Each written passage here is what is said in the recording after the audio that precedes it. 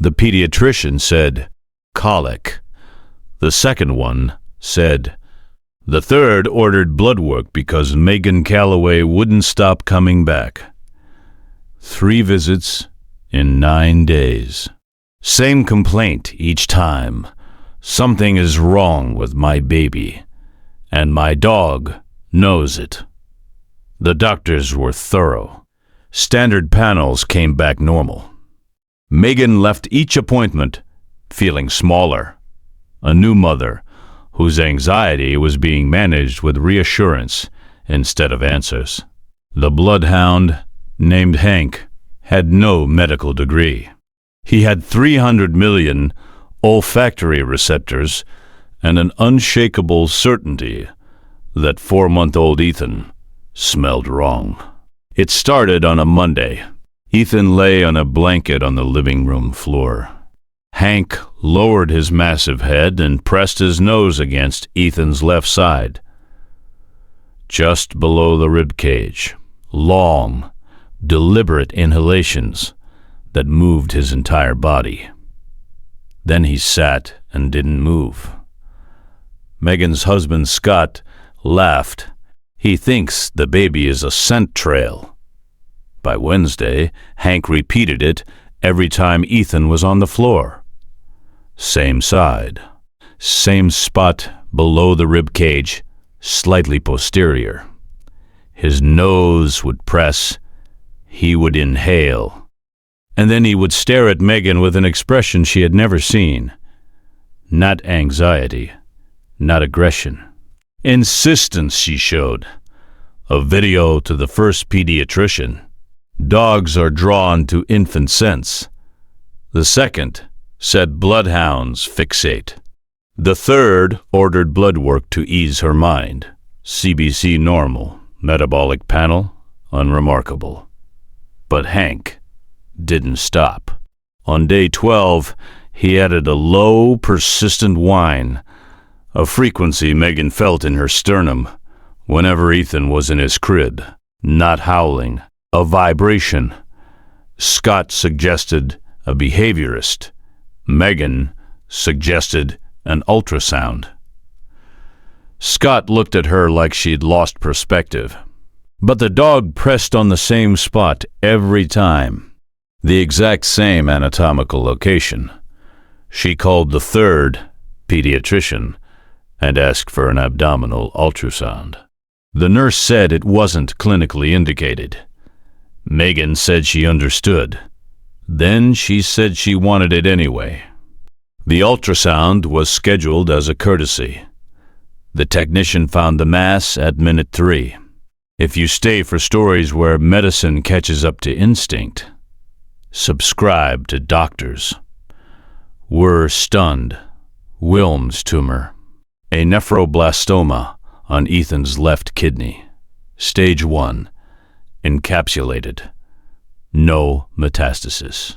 The size of a walnut, growing behind the ribcage, below the exact spot where Hank pressed his nose every day. The pediatric oncologist explained that Wilms tumors in infants are often asymptomatic until visible abdominal swelling or blood in the urine. At stage 1, the survival rate with surgical removal exceeds 95%. You caught this earlier than any clinical symptom would have prompted us to look, the surgeon said. Another 3 to 4 months, and we'd be having a very different conversation about staging. Megan called Scott from the oncology waiting room. She told him about the tumor, the staging. Then she said, Hank knew. The tumor was removed intact. No chemotherapy. Kidney preserved. Has your pet ever fixated on a specific part of someone's body? And you couldn't explain why. Tell us. Your story might convince another parent to push for the test.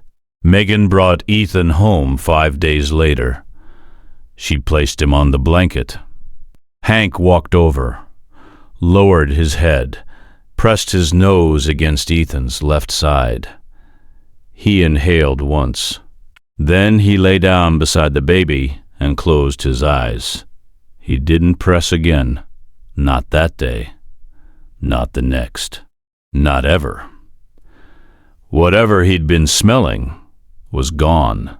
Every nose that refuses to stop deserves to be trusted. Subscribed to doctors were stunned. The third pediatrician called 3 weeks later. Not about labs or follow-up. She called to apologize. I ordered that ultrasound to make you feel better. Not because I thought we'd find anything. I know, Megan said. The dog knew before any of us. I know that too. A pause. Then the doctor said something Megan would remember for the rest of her life. Bring the dog to every appointment. The oncology team performed a 6-month follow-up scan. Clean. 12 months. Clean. The surgical margins had been clear. The staging had been caught at the earliest possible window, and Ethan's remaining kidney function was entirely normal. Megan kept a journal during those 12 months, not about Ethan's recovery, about Hank's behavior. She documented every interaction. When Hank sniffed Ethan, where he pressed his nose, how long the contact lasted, whether he displayed the alerting posture or simply lay down. The pattern was absolute. After the surgery, Hank never pressed again. Not once. He sniffed Ethan's left side approximately twice per week. Casual, brief inhalations, the way a dog checks a familiar scent to confirm nothing has changed. But the sustained pressure, the focused inhalation, the sitting vigil, those behaviors vanished the day the tumor was removed.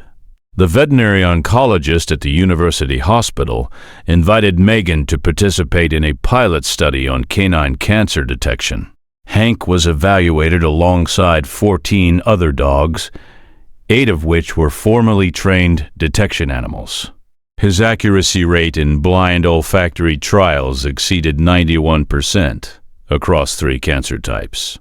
The lead researcher told Megan that Hank's sensitivity to volatile organic compounds associated with nephroblastoma was consistent, with peer-reviewed studies showing canine detection rates superior to most imaging modalities at early stages. He wasn't being difficult, the researcher said. He was being precise. Scott framed the video. The one from day one. Hank pressing his nose against Ethan's side on the living room floor, and hung it in the hallway outside Ethan's bedroom. Beneath it, he wrote the date of the diagnosis and the date of the surgery, 12 days apart. 12 days that started with a dog who wouldn't stop pressing and a mother who wouldn't stop asking. Ethan turned 1 the following spring. Megan baked a cake. Hank sat beside the high chair with his chin on the tray, his nose 3 inches from Ethan's face, his nostrils moving with the slow, contented rhythm of a dog who has checked and found nothing wrong. The nose that saved a life was, for once, at rest.